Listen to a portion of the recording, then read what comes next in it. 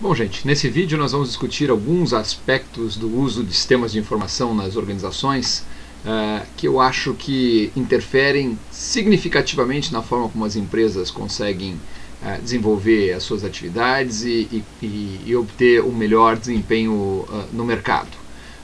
Na verdade, o que nós vamos falar agora já vem acontecendo desde a década de 80. Vocês vão ver que as empresas que eu vou citar como exemplo para esse tipo de iniciativa são empresas que já estão aí há bastante tempo, mas talvez para a maior parte das empresas, o que essas empresas fazem no mercado e a forma como elas são ou foram bem-sucedidas fazendo o que fazem ainda é, se não um mistério, algo difícil de ser percebido como útil para qualquer empresa e não apenas para elas. Então nós vamos discutir um pouco sobre as possibilidades de integração virtual, né, com fornecedores, e para isso eu vou usar o exemplo da Dell, né, é uma empresa que já obteve muito sucesso vendendo computadores pessoais. Hoje talvez já não tenha o mesmo glamour do passado, até porque todo o seu negócio fazia um sentido enorme quando a gente falava daqueles PCs de mesa, aqueles computadores de gabinete, aquela caixa que ficava em cima da bancada da gente.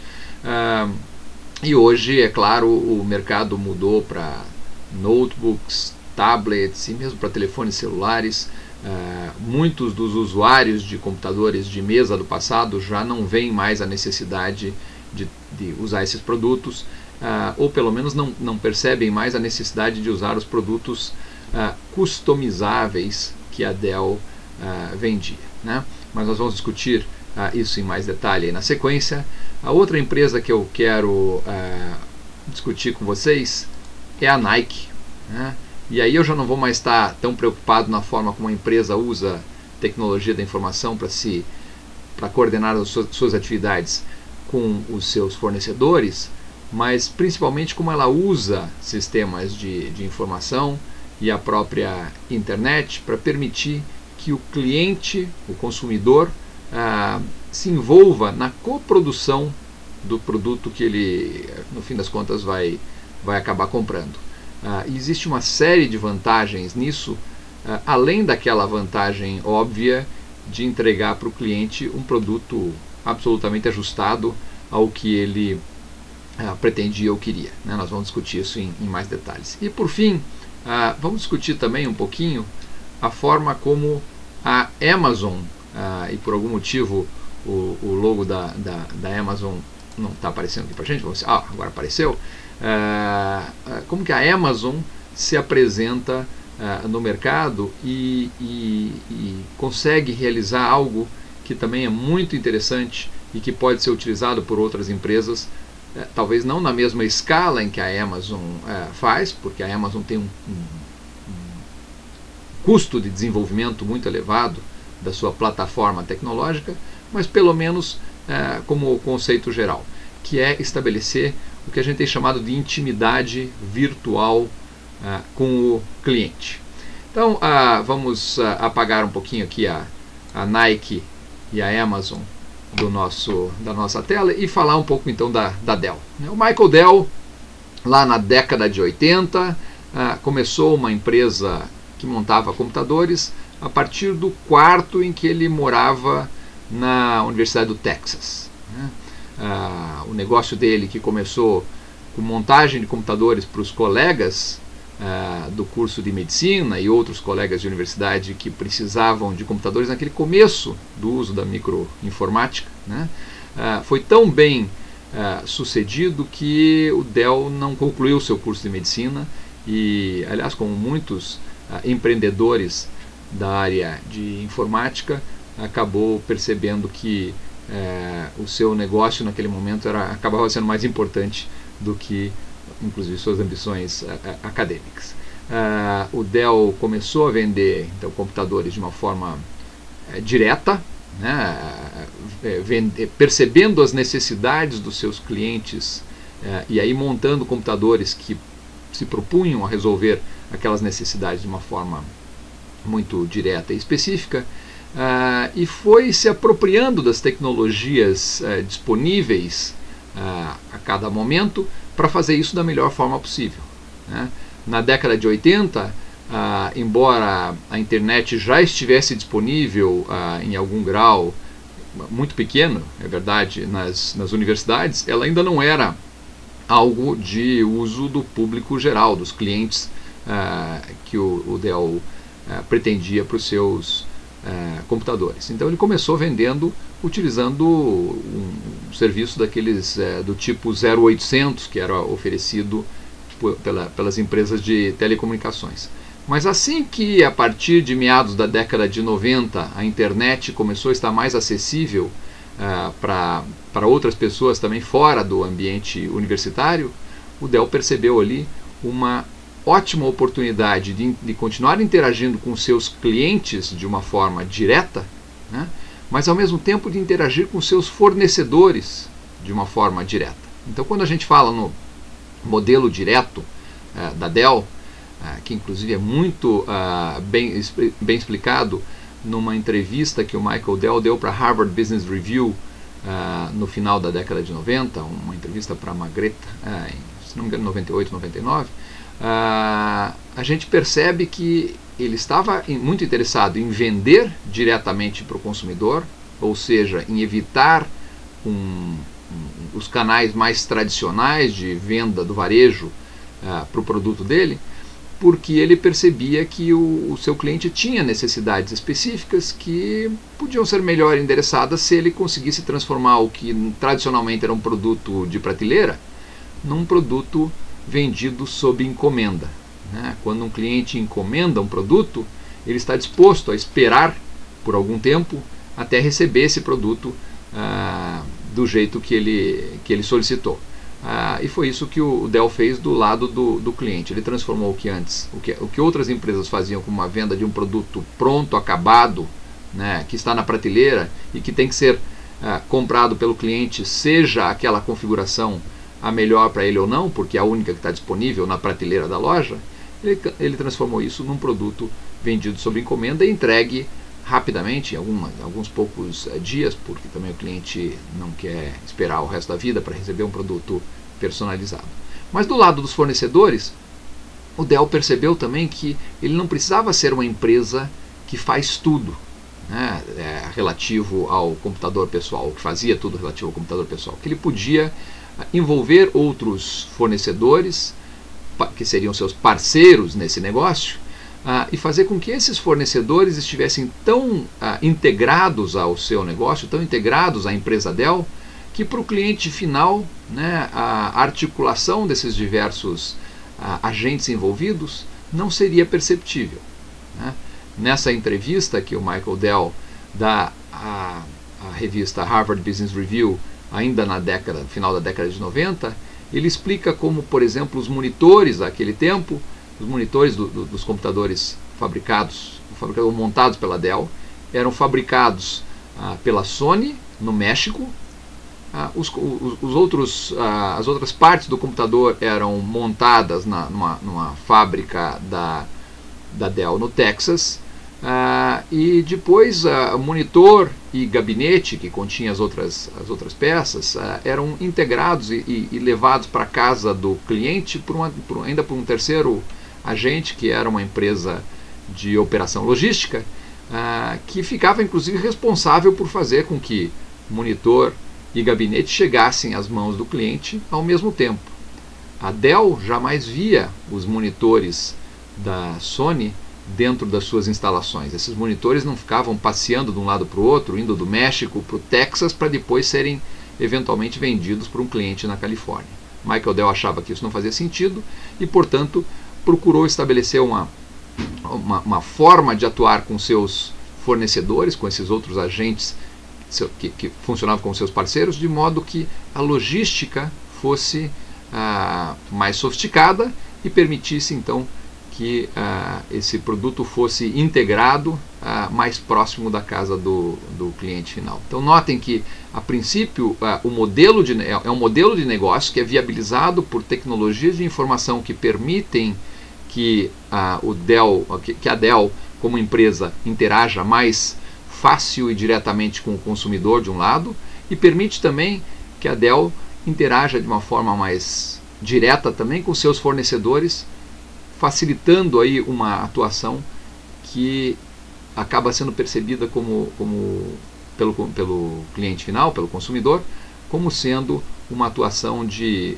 uma empresa só, quando na realidade existem vários agentes envolvidos, né? Essa integração virtual proporcionada por sistemas de informação à Dell e aos seus parceiros de negócio, ela facilita que o Dell trabalhe sempre com módulos para comporem os computadores que ele vendia, que são muito mais ajustados, né, à necessidade do cliente, especificamente porque o cliente já tinha dito o que ele queria, mas também que são mais ajustados até em termos de desenvolvimento tecnológico, porque fica fácil para ele, ao ter um produto modular, escolher sempre ou trabalhar sempre com os fornecedores, com os parceiros que consigam lhe proporcionar as melhores tecnologias a cada momento, né? Essa também é uma questão interessante, porque em um mercado que evolui tão rapidamente quanto o mercado de tecnologias da computação, você ser o desenvolvedor ou ser a empresa que desenvolve cada uma das tecnologias específicas acaba gerando algum grau de aprisionamento àquela tecnologia, né? Vamos supor que a Dell optasse por fazer os seus próprios monitores. Em algum momento, algum outro fornecedor externo se transformasse numa empresa mais eficiente na produção desses monitores. Ainda assim, a Dell ficaria compelida a usar os seus próprios monitores para montar seus micros, mesmo que eles não fossem os mais eficientes em termos de custo ou em termos de qualidade, simplesmente porque eram os monitores feitos pela própria Dell. Ao optar por terceirizar as diversas partes, os diversos componentes para várias outras empresas, a Dell conseguia ficar sempre monitorando o mercado e vendo quem eram as empresas que tinham o melhor produto a cada momento, né? Então a sua parceria com a Sony, embora uma parceria de muito sucesso e muito duradoura, era uma parceria que era baseada no fato de a Sony a cada momento estar provando que continuava tendo um monitor de vídeo com uma qualidade superior à oferecida pelos concorrentes, né?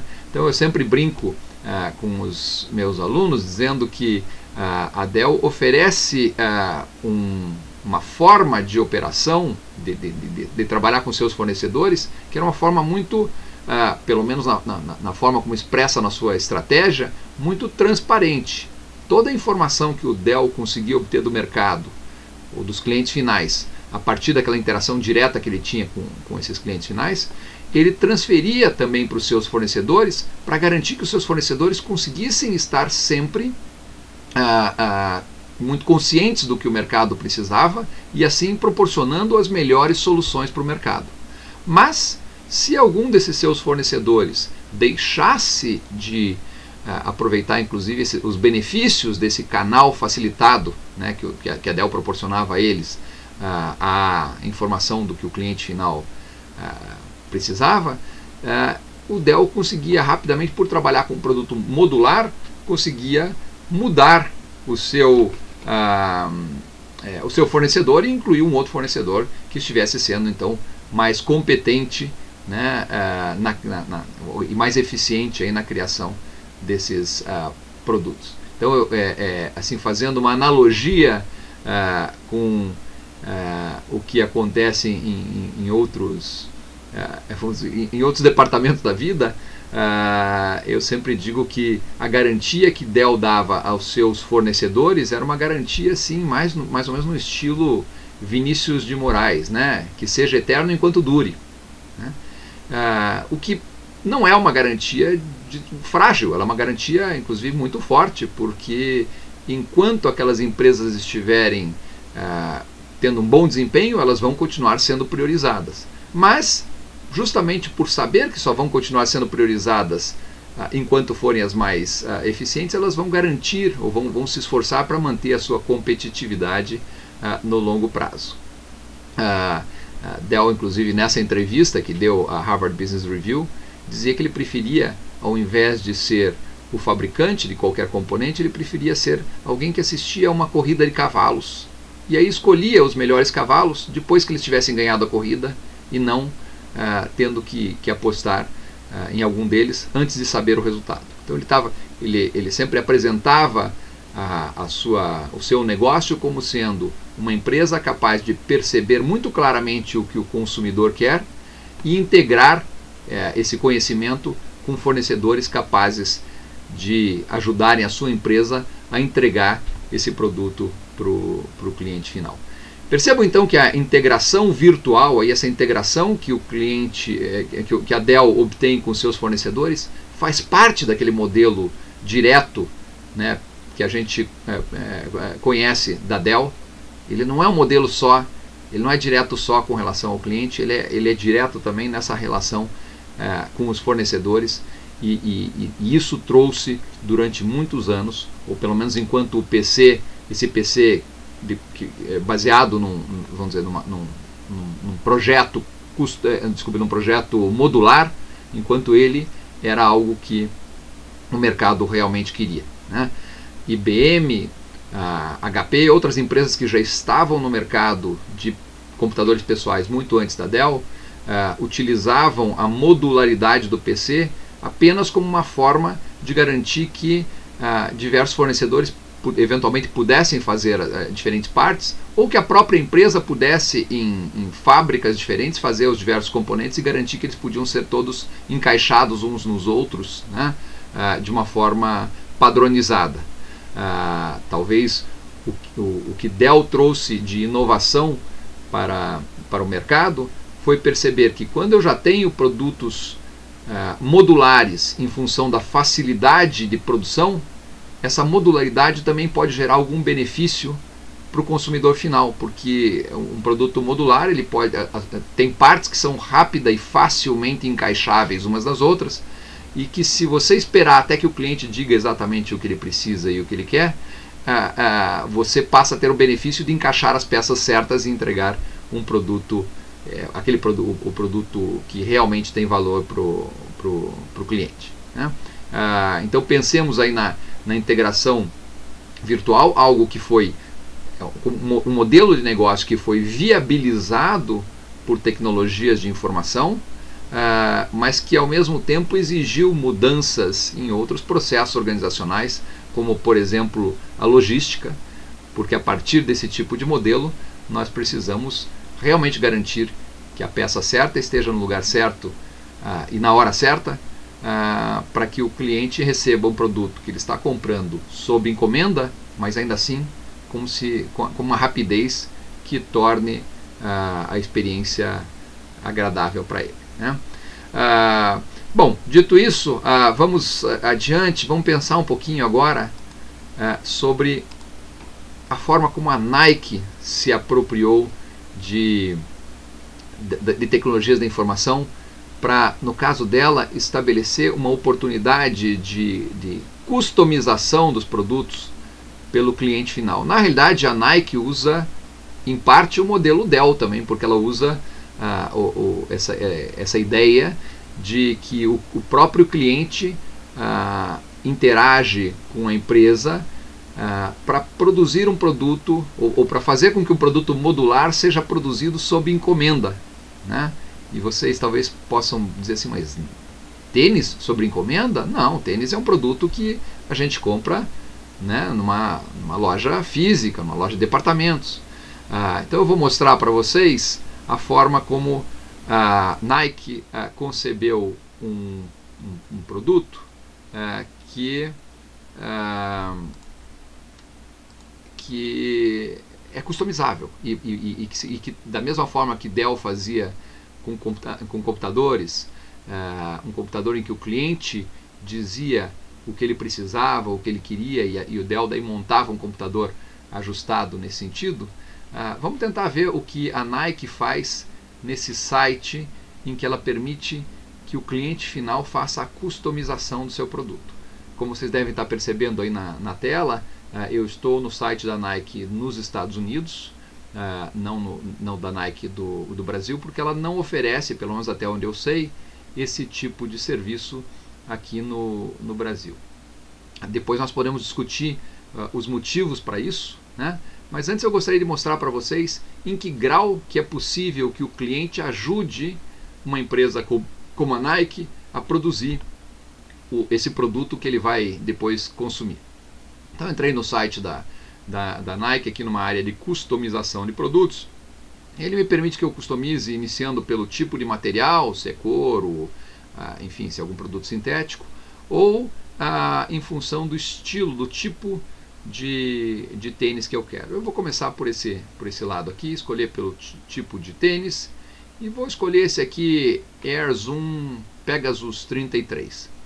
Notem que ao escolher um tênis para começar uma customização, eu estou basicamente escolhendo a partir de uma plataforma, né, de uma base, porque de fato o que a Nike me propõe aqui é uma customização no produto. Eles não estão dizendo que eu vou poder reprojetar um produto, né, e ter um tênis absolutamente individualizado. Não é uma personalização. A customização envolve ter algo que é produzido ainda com as vantagens de se produzir numa linha de produção em série, muito parecida com a maior parte das linhas de produção que a Revolução Industrial proporcionou nas fábricas do mundo ao longo dos últimos 300 anos, mas com a vantagem de poder dizer que algumas características daquele produto podem ser um pouco diferentes para atender meus objetivos específicos. Então eu vou clicar aqui no Air Zoom Pegasus 33 e vamos passar aqui pelos diversos passos de configuração desse produto que estão à minha disposição. Eu vou começar aqui pelo editar o projeto e vamos lá, vamos começar aqui por essa parte de cima do tênis. Ele me dá aqui algumas opções de cor, né? Vejam que aqui eu escolhi o preto. Notem que eu tenho uma série de opções que eu posso puxar aqui na barra lateral. Não é qualquer opção que eu queira, né? São algumas que a fábrica sabe que tem condições de fazer. Bom, não achem que eu sou daltônico ou que eu tenho alguma predileção por cores estranhas. Eu só estou querendo tentar fazer um tênis o mais diferente possível. Eu vou ficar com esse alaranjado aqui, né? Fiz isso, dou um OK. Vamos para o próximo item. Underlay, não tenho ideia do que seja isso, mas enfim, ele me dá aqui algumas opções. Talvez a hora que eu clicar eu já cliquei. E o que ele fez? Não fez nada. Vamos tentar mudar a cor aqui. Percebam que aqui parece que é o que fica atrás dessa telinha aqui que muda de cor, tá? Então underlay preto, branco, cinza, sólido, imagina, sólido é da mesma cor que o próprio tênis. Vamos tentar colocar isso aí em preto no nosso caso. Dou um OK e vou para o próximo swoosh. Não tenho ideia do que seja swoosh, mas a hora que eu pintar isso aqui de uma cor diferente, aqui vamos pegar esse cor de rosa aqui para ver o que é. É o símbolo ali da Nike, né? Não, cor de rosa não ficou legal. Vamos por verde. Nossa, tá feio esse negócio aqui, mas tudo bem. Vamos ficando por aí. Dá um OK. O nosso objetivo aqui é conseguir ver toda a possibilidade, né? Então, vamos lá. O que é isso aqui? Cliquei no próximo item e vou fazer isso aqui em azul. São aqueles essas cordinhas aqui. Beleza, dou OK. Notem que não sei se tem mais cores possíveis aqui. Tá, não, vou fazer isso em amarelo para dar mais destaque. Vou para o próximo item.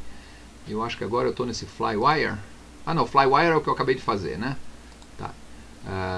Laços. Laços dá para a gente fazer aqui. Tem várias cores também. Vamos ver aqui. Para deixar bem bonito o nosso tênis, vamos fazer ele em roxo. Então, OK.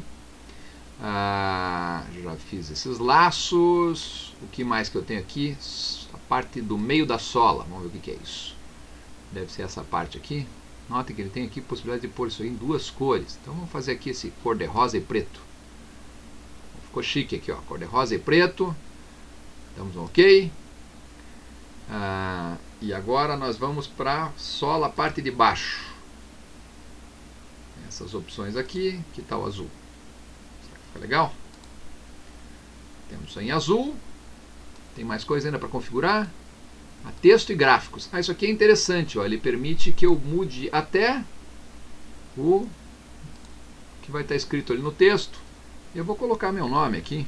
Não vai caber, eu acho que ele permite que eu coloque ali só no máximo 6 letras. Então eu vou pôr Alex de Alexandre. Fiz isso para o pé direito. Será que eu não... Eu vou pôr o mesmo nome no pé esquerdo, mas eu poderia escrever... Não, vou colocar o meu sobrenome aqui. Vamos ver se cabe aqui. Grêmio. Coube.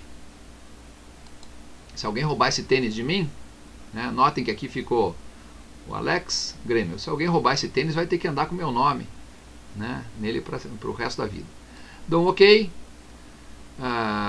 Aparentemente eu terminei todos os passos. Acho que aqui não tem mais nenhum. Vou dar um OK. E aí ele já deve ir para uma tela de pagamento. Imagino que seja isso. Eu posso inclusive dar, ó, tá aqui, então eu posso vê-lo a partir dos diversos ângulos, né, e tudo, e enfim, daí já posso jogar no meu carrinho de compras. Tá? Uma coisa que eu não vi foi o preço, mas não se preocupe, eu não vou chegar a pagar isso aqui, não. Até porque aqui eu ainda tenho que colocar claro o tamanho. Né? Tinha uma época que eu configurei um tênis desses, acho que o meu tamanho aqui está, claro, os tamanhos estão nos formatos americanos, o meu deve ser 10,5. Tinha uma época que ele permitia para alguns modelos, inclusive, que você definisse o tamanho do pé direito e o tamanho do pé esquerdo. Era uma coisa engraçada, né? Mas tem gente que às vezes tem um pé ligeiramente diferente do outro e pode querer fazer essa diferença. Nesse caso aqui ele não me deu essa opção, me parece. Os dois vão ter que ser 10,5. Tá? Coloquei lá já no meu no meu carrinho. E vejam que esse tênis vai custar $160. Tinha alguma tela que ele me falava que ele chegaria na minha casa dentro de, agora não lembro, daqui embaixo, são em 4 semanas ou menos. Então, quando você transforma a compra de um produto, que antes era um produto de prateleira, que você compraria numa loja, num produto feito sob encomenda, é claro que a gente vai ter que aceitar que existe um tempo necessário para que isso seja feito. Né? O que eu queria que vocês pensassem do ponto de vista de sistemas de informação, né, é que cada clique que eu dei aqui ao configurar esse tênis foi gerando uma informação, um dado que vai ficar no banco de dados, e que depois que eu pagar, não paguei ainda, não vou pagar porque eu não quero esse tênis, eu não gostei, confesso que não gostei muito das cores, né? Mas se eu pagasse aqui, essa informação iria diretamente para os computadores que ajudam a linha de produção a funcionar. Lembra aqueles sistemas lá mais de chão de fábrica, né? E esse tênis seria produzido com as cores que eu propus aqui, mas em sequência com tênis que foram solicitados, que foram comprados por outros clientes. E o motivo de, na hora de a gente escolher as cores, a gente só poder escolher aquelas que estavam disponíveis ali, é justamente porque essas vão ser as cores que o operador lá, que o operário, que a pessoa que estiver envolvida lá na produção, na confecção desse tênis, vai ter disponíveis ali para ele, levando em consideração ali os aspectos produtivos. Né? Então a gente sempre deve pensar que é muito fácil a gente configurar uma tela de computador para que aceite cliques do usuário e ele vá definindo o que ele quer, mas isso tem que ser pensado levando em conta o que vai ter que acontecer depois lá na fábrica. Né? Não adianta nada eu permitir um grau de customização muito grande aqui na tela do computador, que aceita tudo, se isso depois for gerar o caos na fábrica e for tornar a produção desse item algo impossível ou muito difícil de ser feito. Né?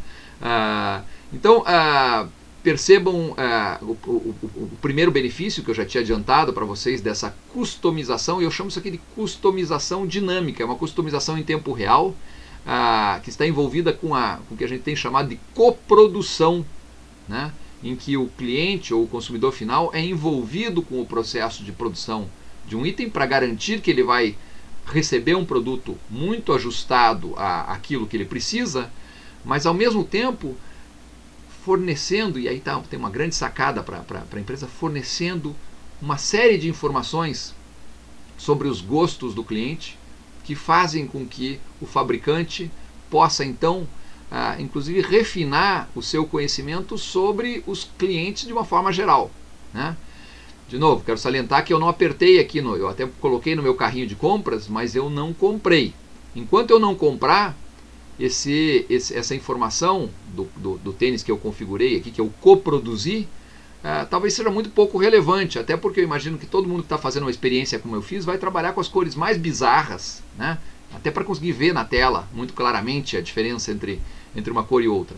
Mas se eu tivesse clicado um passo adiante e fornecido as informações do meu cartão de crédito e confirmado essa compra, a partir do momento que eu confirmei essa compra, todas essas informações que eu incluí no sistema deveriam ser utilizadas não só para alimentar lá os sistemas de apoio ao processo produtivo diretamente, aqueles sistemas transacionais, né, da organização, mas também para suportar outros sistemas de tomada de decisão num nível mais gerencial e ligado ao marketing, né, porque essa minha informação diz muito também sobre outros clientes. Talvez não individualmente, mas a hora que 30, 40 pessoas começam a escolher uma determinada cor, isso já começa a indicar uma tendência. Todos nós queremos ser tratados como indivíduos, queremos ter os nossos interesses pessoais levados em conta por aqueles que estão nos prestando serviços ou estão nos vendendo um produto, mas a gente é muito parecido em termos das escolhas que a gente acaba fazendo, porque afinal de contas estamos todos dentro do mesmo ambiente, né, dentro de uma mesma cultura, né, ou vivendo numa mesma sociedade, em que aquilo que eu decido para mim acaba indicando o que outros decidiriam para si também, né? Então percebam que ao permitir que o cliente final faça essa customização de produtos, uma empresa acaba adquirindo uma informação muito rica sobre o que de fato esse cliente quer e o que outros clientes também podem querer. É mais ou menos como se ela estivesse fazendo uma pesquisa de mercado, daquelas em que você usa um formulário e um questionário e faz... Quanto tempo nós gastamos aqui para configurar o nosso tênis? Talvez uns 15 minutos, né? Então imagine alguém te parar na rua por 15 minutos para perguntar: se fosse para você comprar um tênis, você ia preferir que a sola dele fosse preta, azul, amarela, roxa, né? Escolha aqui entre essas opções. E agora? Tem uma outra sola ali em cima. Às vezes fica até difícil de explicar para as pessoas, porque tem a sola e tem uma outra camada em cima. Que cores que você acha que fariam legais, né? E que tecido você ia querer? E qual que ia ser a cor do laço? Percebam que ia ser demorado e as pessoas iam estar tentando se esquivar desse entrevistador, né? Dessa pessoa que estivesse tentando obter essas informações de todas as formas. Ao passo que quando a gente está configurando um produto que a gente vai consumir na sequência, a gente gasta o tempo que for para garantir que aquele produto esteja muito ajustado ao que a gente precisa, tá? Então, se alguns de vocês, e principalmente aqueles que têm uma preocupação maior aí com a área de logística, estiverem pensando: puxa, mas produzir um tênis assim, dessa forma customizada, acrescenta bastante complexidade ao processo produtivo, tá? Eu teria que concordar, sim, acrescenta alguma complexidade. Eu não sei se é bastante complexidade, mas sem dúvida nenhuma o processo é mais sofisticado, mais difícil, toda vez que a gente tem variáveis a mais, né? Mais possibilidades, dentre as quais o operador lá vai ter que escolher, né?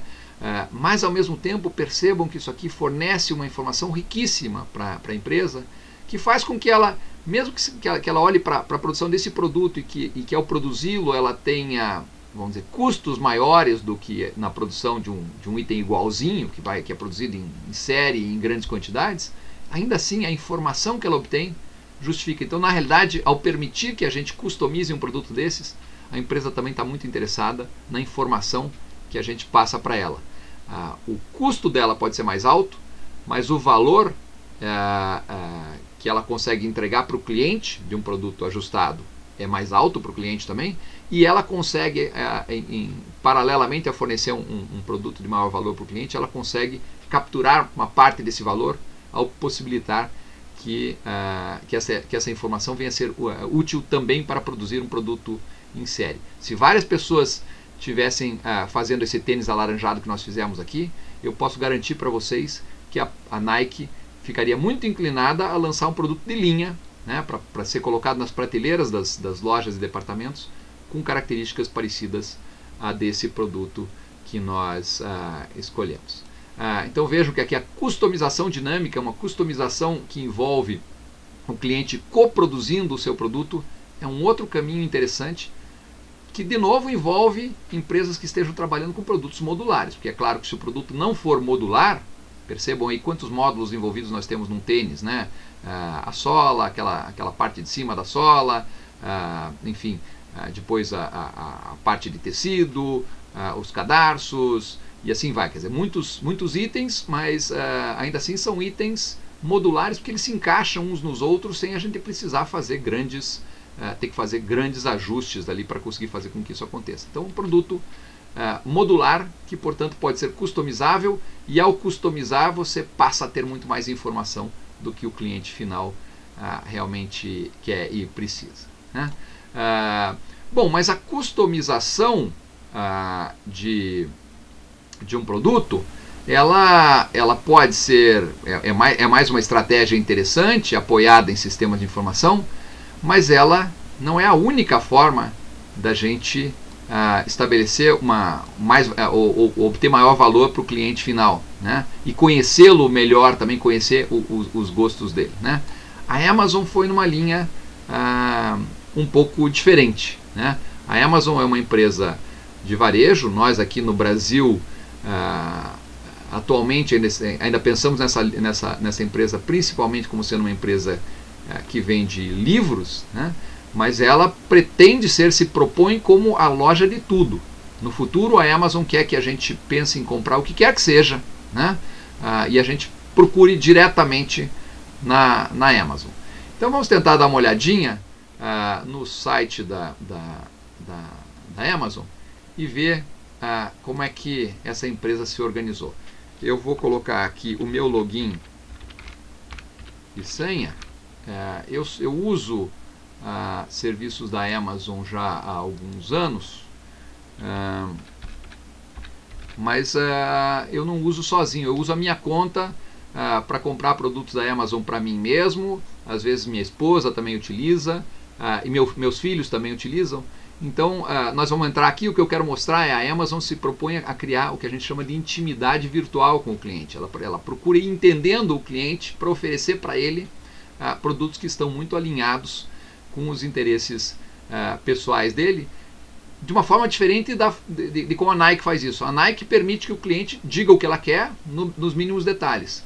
A Amazon vai guardando tudo que é informação sobre o que você já quis no passado, sobre o que você já comprou, sobre o que você já olhou, e utiliza essa informação no sentido de colocar na frente dos teus olhos produtos mais próximos daquilo que você provavelmente vai querer ver, né?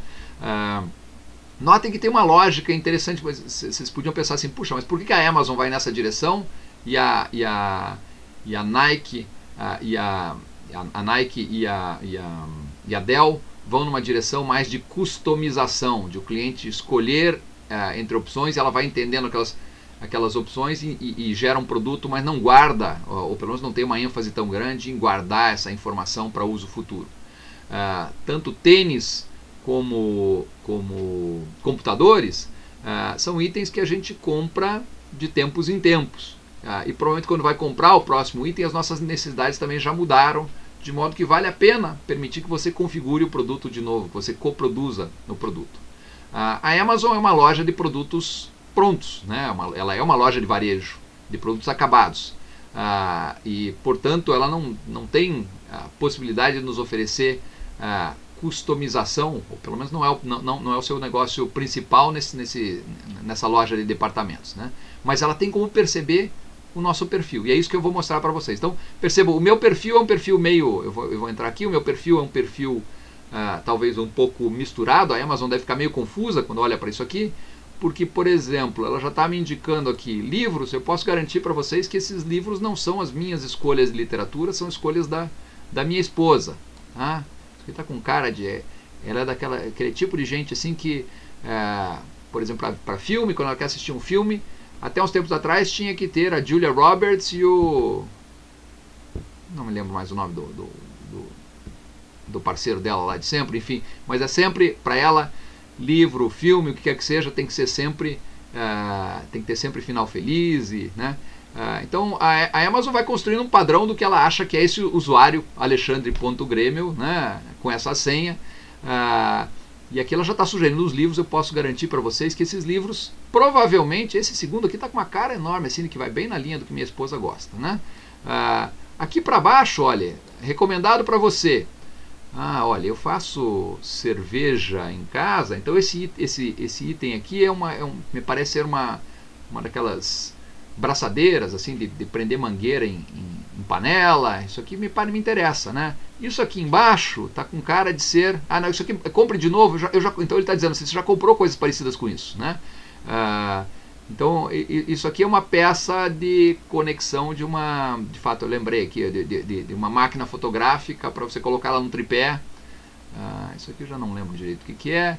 Aqui tem umas... vocês vão ver que deve ter um monte de coisa, deve aparecer muita coisa de gaita de boca aqui. Eu hoje nem estou com a minha no bolso aqui, mas eu normalmente ando com uma gaita no bolso. E toda vez que eu vejo criança, né, a criança adora pegar, ouve música, quer tocar junto, e eu não vou dar a minha gaita para elas, daí eu sempre tenho uma gaita colorida. Então já volta e meia eu compro essas coisas. Tá vendo aqui um livro de gaita, esse era para mim. Aqui, literatura, sempre acho que mais na linha do que minha esposa gosta, mas percebam que a Amazon vai construindo, vai pegando em função de coisas que você comprou no passado, ela vai tentando entender o que você vai querer comprar no futuro. Esses tênis aqui tá mais com cara de coisas que meu filho usa do que eu, não é? Isso aqui tem mais cara de marca aqui, tá Boys Shoes aqui, né? Calçados de criança, de meninos, ele gosta de andar de skate, tudo isso aqui tá com cara de tênis de skatista. Essas coisas ligadas aqui à fotografia, que deve aparecer bastante, porque eu andei comprando o ano passado, quando eu soube que eu ia começar a atuar em ensino à distância, eu comecei a pensar um pouquinho mais sobre o que a gente precisa para fazer isso e para fazer isso bem feito. Então eu andei olhando muitas coisas nesse sentido, né? Aqui, puxa, isso aqui deve estar com cara de desenho animado, coisa assim, seguramente deve ser coisa do meu filho. Nota que Music Recording talvez já esteja ligado de novo às buscas que eu andei fazendo. Não sei nem o que é isso aqui, mas tem 93 itens aqui. Itens que eu andei procurando aí mais para fazer gravações. Enfim, nota aqui um gravador desculpe, eu acho que isso aqui é um HD externo, né? Olha, isso aqui, personal care, produtos de beleza, seguramente deve ser coisa da minha esposa. Mas nota que ele vai construindo não tem nada aqui que eu não consiga de alguma forma relacionar com alguma coisa que esses jogos, aqueles Blades, que é uma coisa que criança, meu filho tinha uns tempos atrás era louco por isso aí, ele deve ter comprado alguma coisa aqui esse negócio de hidráulica aqui seguramente são peças por questão da minha cervejaria. Olha aqui minhas gaitas, né? Eu já comprei alguma gaita, algum outro instrumento aqui. Percebo que eles vão conhecendo, isso aqui a gente tem que ficar até preocupado, né? Porque eles vão conhecendo a gente de um jeito que nem a gente se conhece, né? Olha aqui mais alguns conectores, né?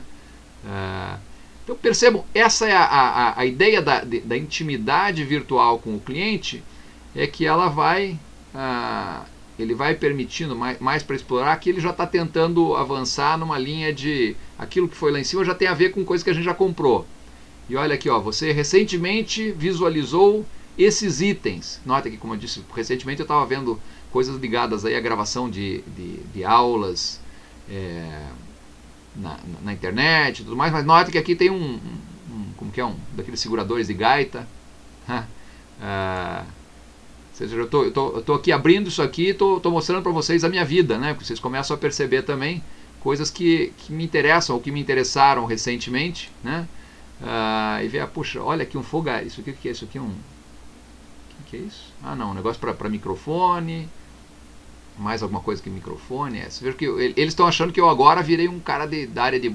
Deve estar, inclusive, associar a questão da gaita com o microfone. Eles não sabem, quer dizer, não sei se não sabem, que eu sou professor, talvez até saibam, né? Mas notem que tem muita coisa aqui ligada a essas compras que eu andei fazendo ou coisas que eu olhei no passado. Agora, pensem numa empresa, se a gente estivesse falando de uma empresa que atua no mercado tradicional, como é que ela conseguiria ter esse nível de conhecimento a meu respeito ou de coisas que eu posso estar interessado em comprar?